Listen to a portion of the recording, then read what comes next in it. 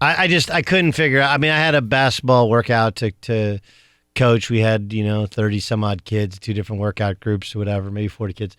But I got caught up in that weird Twitter beef there with Marbury that I tried to what do I do? Do I, you know what I mean? It's like one of those things where a couple days ago I tweeted out, hey, biggest myth in basketball is that there's a bunch of ballers in New York City.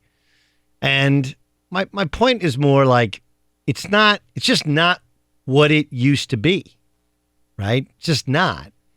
And, look, I can give you more background. Like my dad's a former high school coach in Jersey. He grew up in the Bronx. He moved out to Long Island. He used to play, street ball, played at the Rucker. We used to go back every summer. And he'd throw me on courts. I played pickup basketball in New York. And do we all think New York stuff was overhyped? Like, yeah, I grew up in the generation where a guy named Felipe Lopez was on the cover of Sports Illustrated, supposedly going to save the Big East. And he wasn't that good, right? He just wasn't. We beat them when I was in college at Notre Dame, and Notre Dame that was our first Big East win ever. Anyway, so of course, New York guy gets super, super mad. That would be, it's like, I'm trying to think, everybody kind of has their thing. That's I guess it's like saying, if I said Texas doesn't have good football players, I mean, I don't know. You get, every region has their kind of regional thing. They're like, yeah. So they overreact. So Stephon Marbury starts coming at me personally about what did he say? What was, I don't even remember all that. There was a bunch of tweets there that I wasn't really following. Again, because I was actually driving home and then I was a parent and I cooked a mean couple of steaks on my grill. And then I actually went to basketball, and every once in a while I was peering on Twitter just to see what else was going on. I had a long conversation with a couple of my friends. Anyway, he talked about how he used to kill me when we'd play against him. Okay, here's the honest reality. Stephon Marbury was considered the best point guard in my class, 1995 in high school. I was only on the same basketball floor with him in a game once. One time. Not at ABCD camp, which was, back then there were 2 camps. There's Nike and there was ABCD. Nike is if you were a Nike guy. Sonny Vaccaro had left Nike and gone to Converse first and then gone to Adidas. And my dad and Sonny were friends from way, way, way back. And we were Adidas back then. Sonny got my high school team sponsored by Adidas, and our AAU program was sponsored by Adidas. And my dad was loyal to Sonny.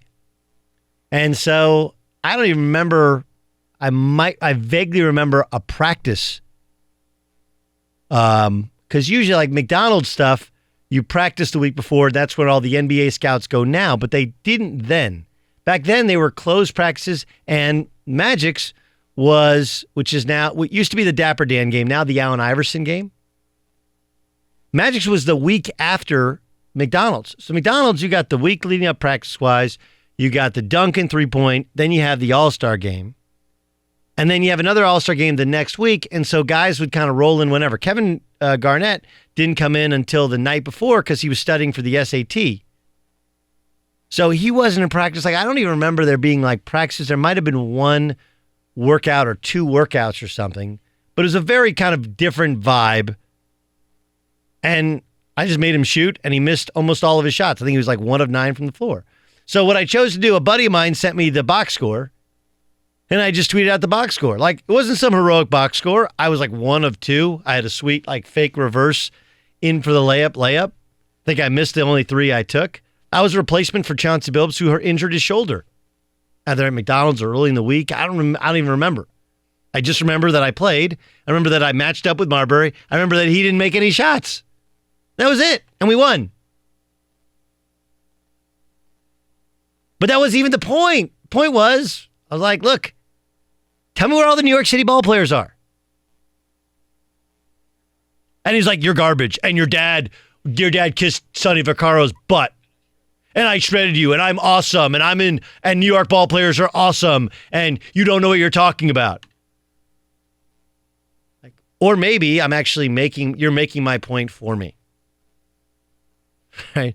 1, All these guys that are naming people from 20, 30 years ago, not the point.